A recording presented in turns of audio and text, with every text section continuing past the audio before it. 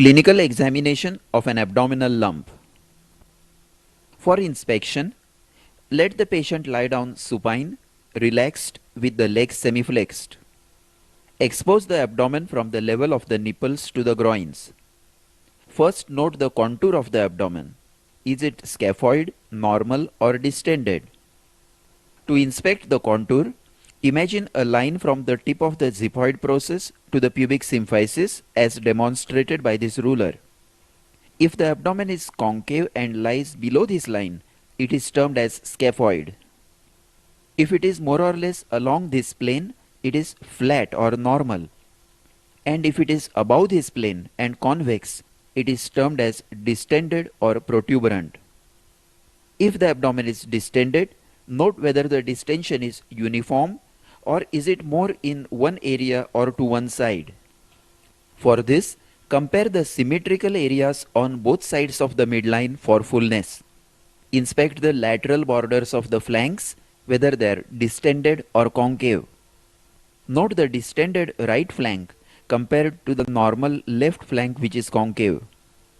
And later in sitting position, we will inspect the renal angles for fullness. Note the renal angle fullness on the right side in this case of a right renal lump. Now inspect the skin over the abdomen for redness, scars, striae, branding marks, nodules and dilated veins. Redness over a lump suggests local inflammation.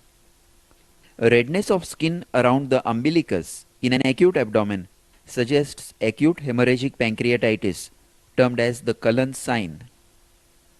Branding marks usually suggest presence of chronic or long-standing pain.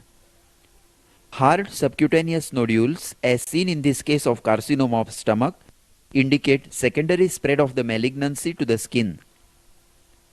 Dilated veins around the umbilicus with centrifugal flow suggest portal hypertension with caput medusae, while vertical femoroaxillary veins are seen in vena cava obstruction.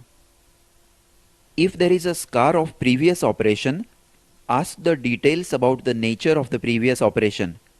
The scar itself will tell us many things.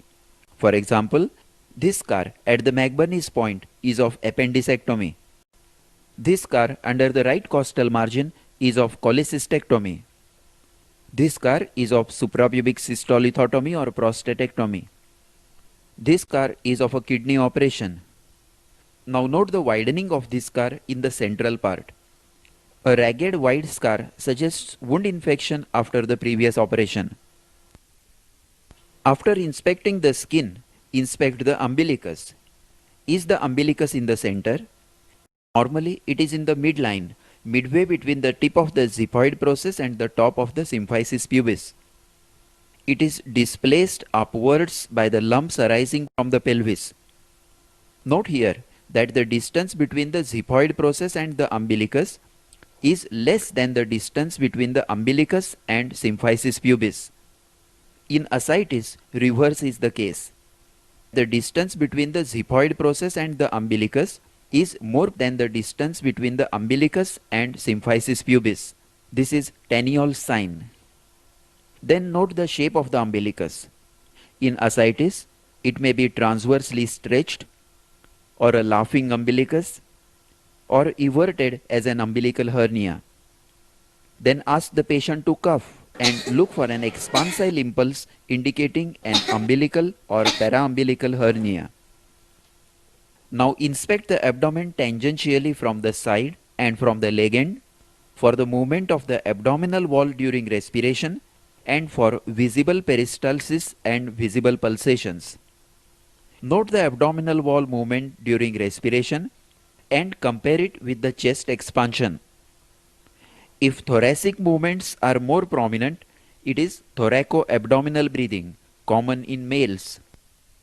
If abdominal movements are more prominent, it is termed as abdominothoracic type of breathing, more common in females.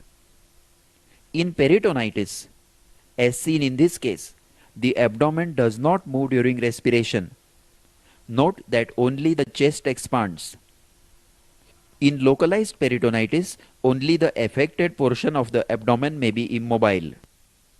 If there is a visible lump, particularly if it is in the upper abdomen, observe carefully whether it moves up and down with each respiration. Note the movement of this lump with respiration.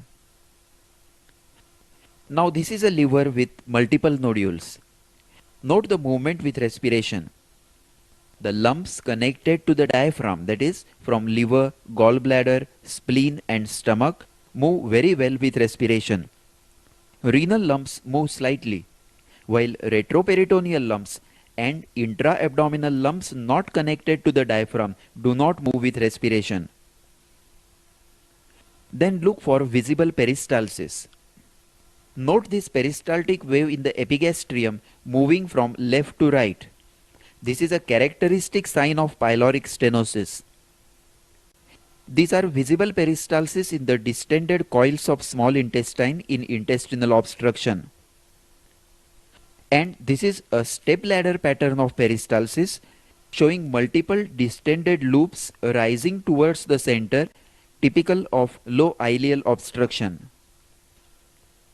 Lastly, look for visible pulsations. Aneurysm of abdominal aorta, as seen in this patient, is pulsatile. If a lump is in the epigastrium or umbilical region, that is overlying the abdominal aorta, it may show transmitted pulsations from the abdominal aorta. The lump itself is not pulsatile. These pulsations will disappear in the knee-elbow position when the lump falls away from the aorta. You should also keep in mind that in a very thin patient, even the pulsations of the abdominal aorta may be visible. Having completed the inspection of the abdomen proper, ask the patient to stand and inspect the scrotum for a testicular swelling. Note the epigastric lump due to secondaries in the para-aortic lymph nodes arising from a right testicular tumor. Then inspect the hernial orifices. Ask the patient to cough and look for a cough impulse. If the lump is arising from the pelvis or is very large, inspect the legs for edema. Then ask the patient to sit and, standing behind the patient, inspect the spine for any deformity, gibbus, kyphus, kyphosis or scoliosis. Inspect the paraspinal area for any paraspinal swelling or sinus. Paraspinal sinus or scar is very suggestive of tuberculosis of spine. Then inspect the renal angles for fullness. Note the fullness of renal angle on the right side, in this case of a right renal lump. Lastly, inspect the left supraclavicular region for a swelling due to enlarged lymph nodes. Left supraclavicular lymph nodes can be enlarged due to secondary deposits from the malignancy of stomach, colon or testis, termed as the Troisier sign. And the enlarged left supraclavicular lymph nodes are termed as the Furcow's nodes. This completes the inspection.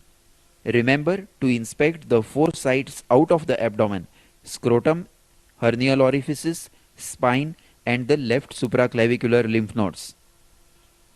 To revise, on inspection, note the contour of the abdomen, whether scaphoid, normal or distended. Look for a localized bulge, and if localized bulge is seen, note the effect of raising the neck. Inspect the skin for redness, scars, striae, branding marks and dilated veins.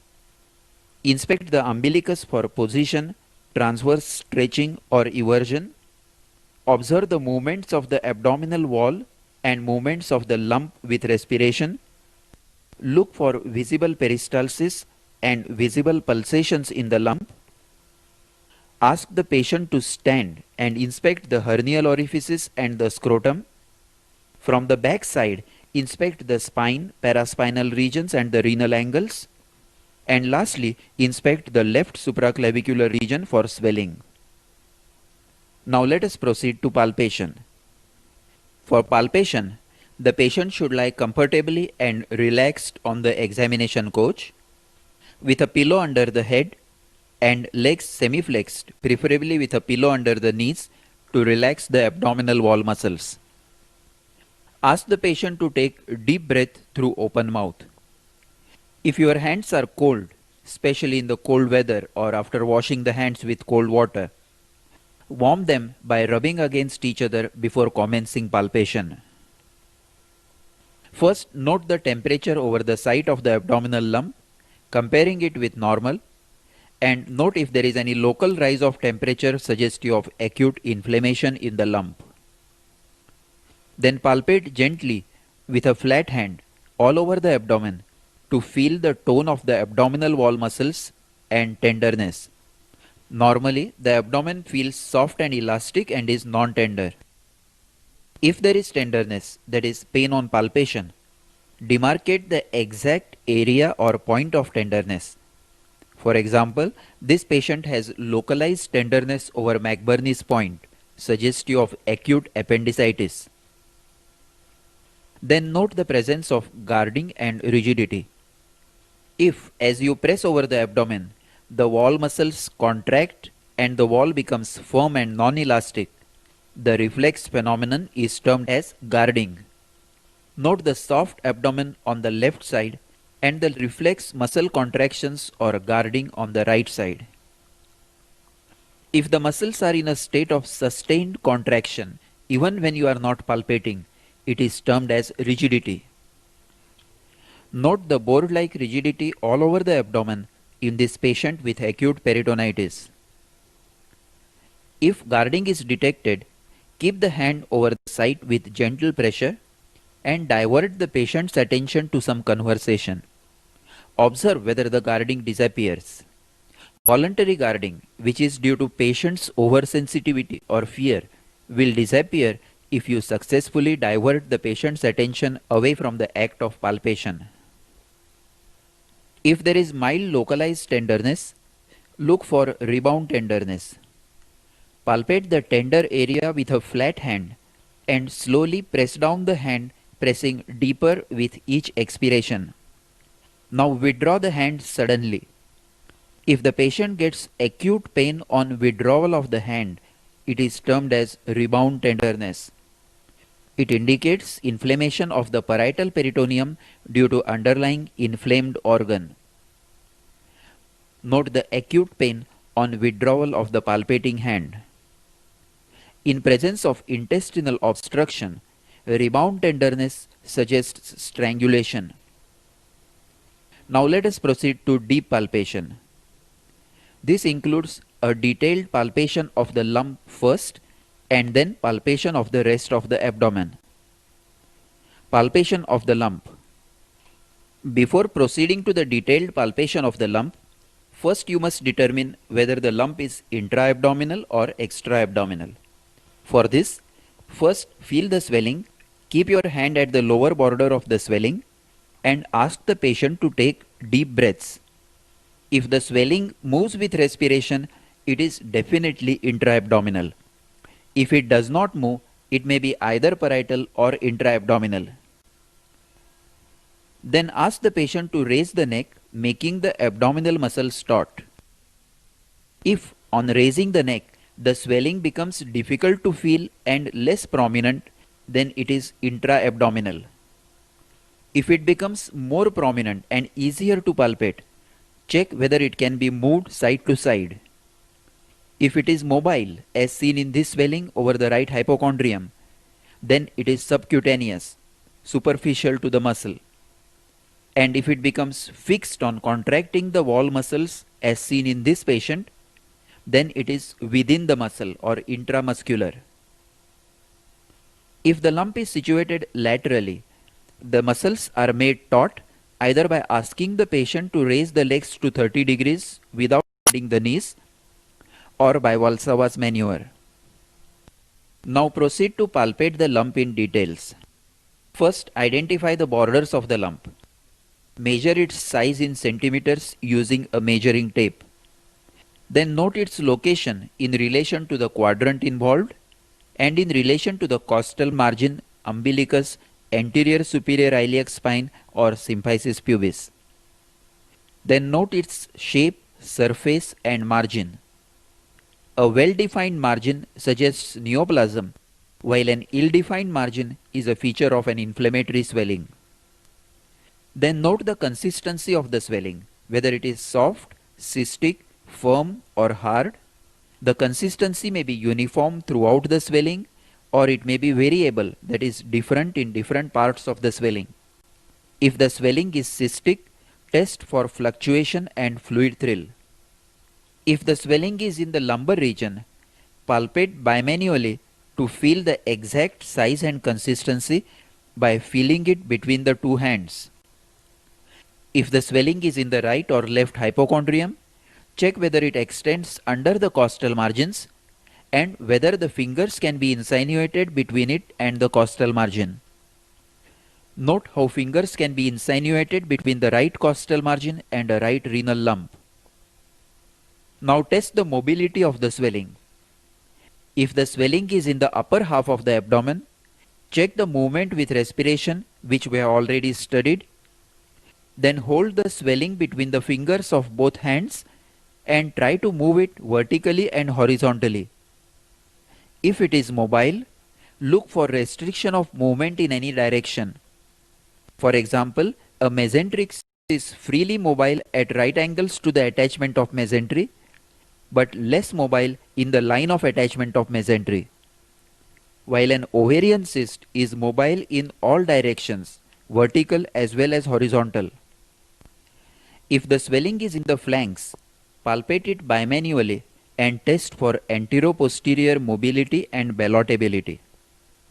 Keep the right hand over the anterior abdominal wall in the lumbar region and place the left hand in the loin with the tips of the fingers reaching the renal angle. Now palpate with both hands simultaneously and try to move the swelling anteroposteriorly. If it is mobile and not touching the anterior abdominal wall, test for ballotability. Keep the anterior hand very gently over the lumbar region and give a sudden forward push to the swelling with the posterior hand. If the mass touches the anterior hand and falls back, it is termed as ballotable. Only renal lumps are ballotable. Lastly, test whether the lump is pulsatile. If the lump is pulsatile, place two index fingers over two sides of the swelling as far apart as possible and note the pulsations. Note that in this